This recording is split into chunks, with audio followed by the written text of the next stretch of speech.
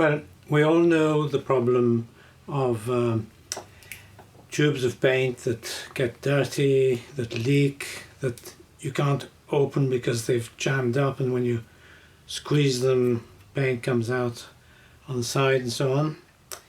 And it's messy, you get paint on your hands. What I've done is to use a system which actually predates tubes of paint, and that is syringes. Syringes were used, in fact they were glass syringes, which is obviously a big problem because they broke, but before the tubes of paint were invented, artists used to put their paints in syringes quite often. What I have here are watercolor paints in these syringes. I use 2 milliliter syringes. These ones are oil paints. I use 5 milliliters and 10 milliliters for the white, for example, because I would use quite a lot of that. These are gouache paints and these are acrylic paints. Again, a larger amount for the white. I usually label them like this, for example G for gouache, and then -PYD, which is permanent yellow deep, gouache, cadmium yellow, gouache, cobalt blue, acrylic, A for acrylic, French ultramarine, and so on. So it's very easy to distinguish between them, but of course even without having the labels on them, straight away you can see the color of the paint, which is really wonderful, because again with tubes of paint, particularly if they get a bit dirty, to figure out what the color is can be quite difficult. So just to show you how this works, I have a little cap on the end of the tube, and I can just take them off like that, squeeze a bit of paint out and put the cap back on. So it's very easy, it's very clean. You can squeeze tiny amounts. For example, if this is watercolor paint and I just want a little bit like this, I can do that, or I can squeeze a much larger amount. In fact, I can even suck the paint back out if I want to. And I haven't used these paints for a long time, but as you can see, you know, the paints don't dry in the tube. This is an acrylic paint. So it's a very, very simple system, and it's very effective. I've used these for several years now, and I don't have any problems with paint drying or anything of the kind.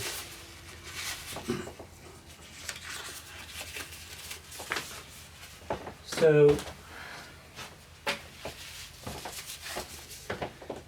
I'll show you how to fill a syringe. I'm just going to take a raw sienna here, and this is raw sienna. Okay.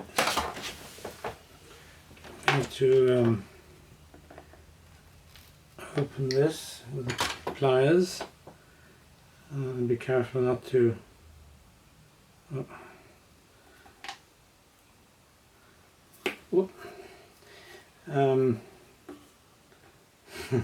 so I mean about paints being difficult to handle, and I can just open up the syringe, put it on like this, and just squeeze, and then I get about here.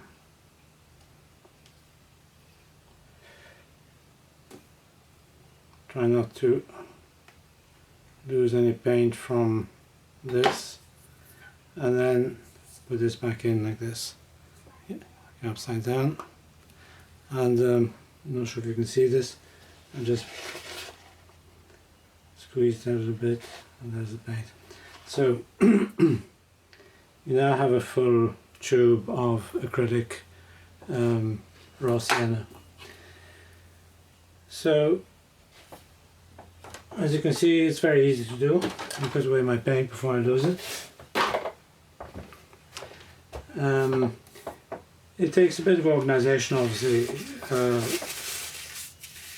so I'll show you how to actually make a syringe. So the main things you're going to need are obviously a syringe. So this is a 5 milliliter syringe from Amazon. They cost a few cents. A tube of hydraulic tubing that you can get from a motor factor, a car parts shop. This is quite thick polythene or something like that, some kind of plastic, and it's quite hard. So something like that that fits. Put this up.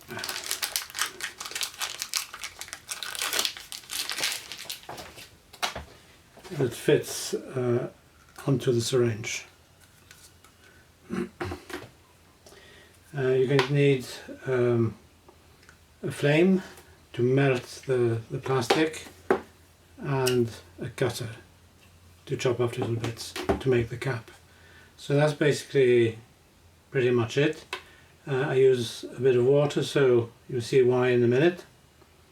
So I've cut a piece of the tubing, and what I do is to just dampen my fingers like this. I do that because if the fingers are damp, when you come to pinch the tubing afterwards, after having melted it, you won't burn yourself. So I just melt the end.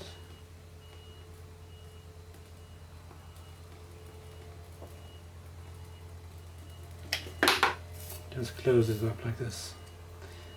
It doesn't work always the first time, so if you stick the I already melted this end here. If you stick the syringe in and you pull it out, you can see that it goes straight back in again because the end is closed and you get a vacuum. So that's actually worked first time. The little bits you can just chop them off and then cut it,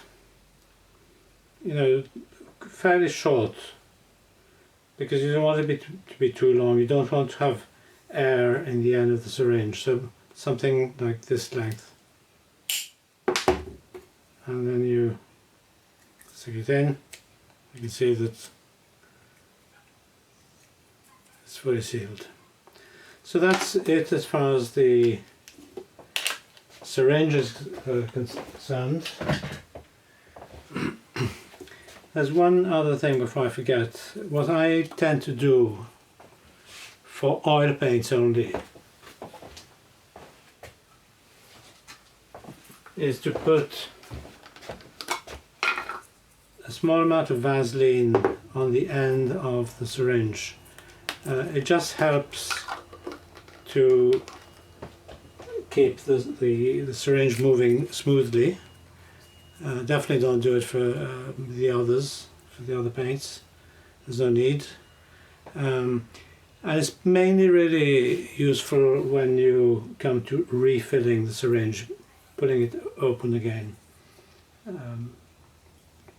By the way, one thing I didn't mention when I showed you the filling of the syringe, you don't need to wait for the syringe to be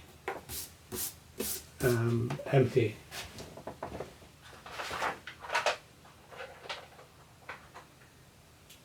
I'll just show you with this partially empty syringe. If I wanted to refill this, I can just take it out, and the paint gets sucked along the tube, the syringe, and you can just squeeze them in and off you go.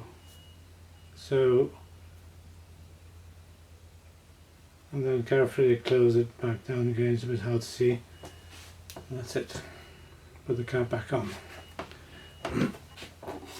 The next step is to label the syringe. If you've got small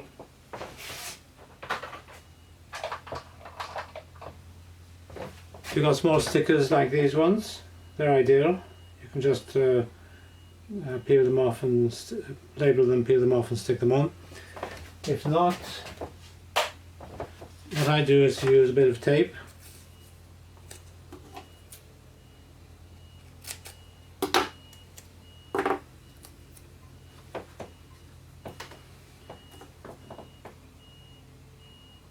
Put it around the syringe.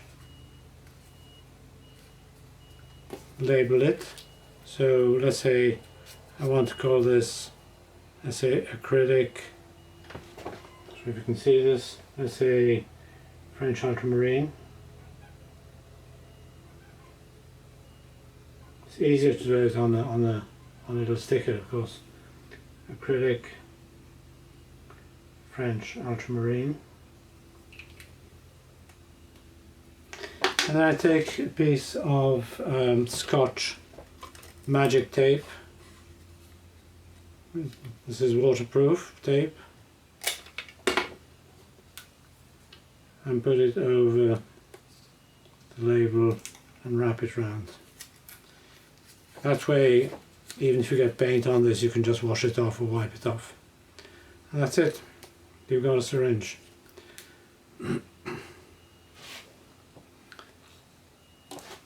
So that's it. It's quite easy. Here, for example, are my oil paints, and I'm a bit of a colour junkie, I'm afraid, but I arrange them by colour: yellow, red, blue, green, and so on.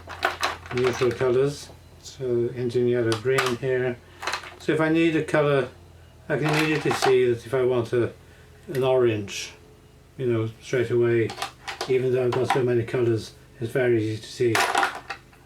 Or let's say if I want a cadmium red, I can get it straight away.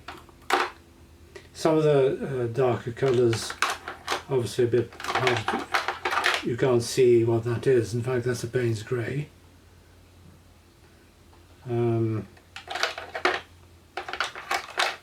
That's a burnt umber. This is a Prussian blue.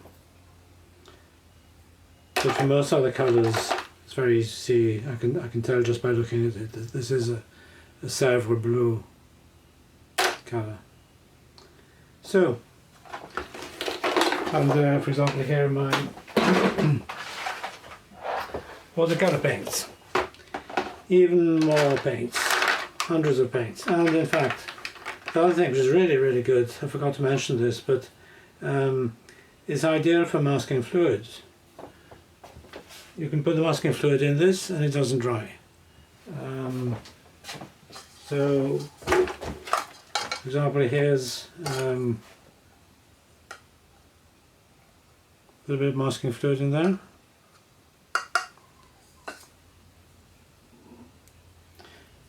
This is a permanent masking fluid.